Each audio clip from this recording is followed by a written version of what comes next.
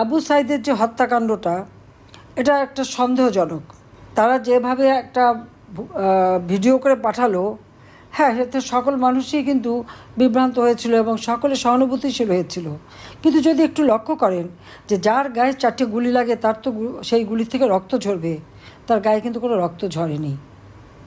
শুধু সে যখন লাঠি নিয়ে পুলিশকে মারতে যায় তখন মাথাটা আঘাত লাগে, সেই আঘাতে মাথার পিছনটা কেটে যায়, একটু ওই ঘাড়ের কাছে রক্ত পড়ে, কিন্তু গুলির খাওয়া কোনো রক্ত তখন না রাস্তায় পড়েছে না তার শরীরে, কিন্তু তাকে টেনে নিয়ে যাওয়া হলো।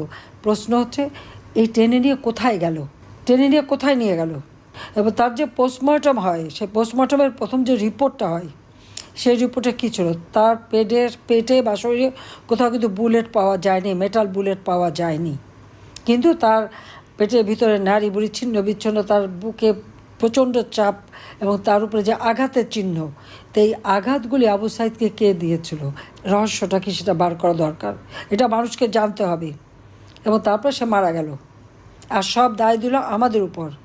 এবং আপনারা দেখেন, এই 15 জুলাই থেকে যত হত্যাকাণ্ড হয়েছে, সেই মুগ্ধ, সেখানে তো কোনো আমার কিছুই ছিল না, হঠাৎ একটা গুলি লাগলো, সে মারা গেল। এরকম যে কটা হত্যাকাণ্ড, প্রত্যেকটা হত্যাকাণ্ডই রহস্যজনক। এবং এদেরকে যে ইচ্ছাকৃতভাবে মারা হলো, আর তারপর আমাদের আওয়ামী লীগ ছাত্রলীগ সেই চট্টগ্রামের 4 থেকে নিচে ফেলে দেওয়া, হাত কেটে দেওয়া, রক কেটে দেওয়া, মানে এমন একটা চরমভাবে নির্যাতন শুরু হলো এবং খুন খারাপি শুরু হয়ে গেল। তার একে তো আগুন দেওয়া, যেটা এখন নিজেরাই তারা মুখে বলে দিয়েছে কীভাবে।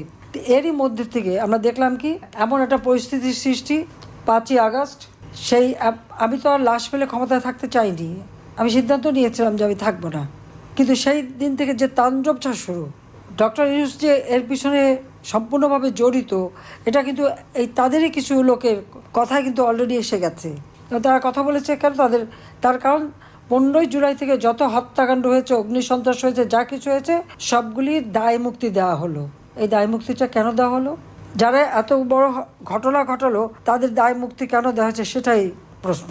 আর সেই সাথে আমরা কি দেখলাম, সেই আন্দোলনরত শিক্ষকদের উপরে হামলা, মা ও ছোট শিশু, তাদেরকে পর্যন্ত মানে রেহাই পায়নি। লাঠি দিয়ে পিটিয়ে মানুষ হত্যা, পুলিশ হত্যা, আবার আনসার, আওয়ামী লীগের নেতাকর্মী, সাংবাদিক, সাংস্কৃতিক কর্মী, ডাক্তার, আইনজীবী, কেউ বাদ যায়নি। লাঠি দিয়ে পিটিয়ে কুপিয়ে নানাভাবে এই হত্যাকাণ্ডগুলি করা হলো। পুলিশকে মেরে ঝুলিয়ে রাখা, আওয়ামী লীগ নেতাকর্মী মেরে ঝুলিয়ে রেখে তাদেরকে মারা, যত দখল বাণিজ্য, আগুনে পোড়ানো, বাড়িঘর পোড়ানো। আওয়ামী লীগের তো কোনো নেতাকর্মী ঘর নাই, বাড়ি নাই, ব্যবসা নাই, প্রতিষ্ঠান নাই, তাদের ইন্ডাস্ট্রি, তাদের সব কিছু আগুন দিয়ে জ্বালিয়ে দিয়ে নিঃস্ব করে দেওয়া, কি আওয়ামী লীগকে শেষ করে দেবে, এটা হলো তাদের একমাত্র প্রচেষ্টা। কীভাবে আওয়ামী লীগ এবং সহযোগী সংগঠনকে নির্বিচারে হত্যা, আবার তাদের গ্রেপ্তার এবং বন্দী, জেলখানা ভরে ফেলেছে আওয়ামী লীগ নেতাকর্মী, 14 দলের নেতাকর্মী নিয়ে। আর ওদিকে যত সন্ত্রাসী জঙ্গিদের মুক্তি দেওয়া হয়েছে। সংখ্যালঘুদের উপর চরম অত্যাচার, আমাদের কোনো কেউ আহত হলে হাসপাতালে চিকিৎসাটা বন্ধ করতে দেয় না, ডাক্তারদের উপর প্রচণ্ড চাপ। আর আওয়ামী লীগ হলে তাদেরকে চাকরি থেকে বের করে দেওয়া হচ্ছে, এবং বের করে দেওয়া সকলেই, কাউকে তো ছাড়ে নাই, মানে হস্তক্ষেপ চলছে। প্রতি পদে সংবিধান লঙ্ঘন করে যাচ্ছে। আমাদের আইনসভা ওই 5 আগস্ট কিন্তু সংসদ ভবনে আক্রমণ করেছে। বঙ্গবন্ধু ভবন যেমন আগুন দিয়েছে, সংসদ ভবনেও তারা যে দুর্বৃত্তি পরায়ণতা করেছে, কল্পনাও করা যায়। এরা নাকি শিক্ষিত, এরা নাকি ছাত্র, তারা কিভাবে এটা করে?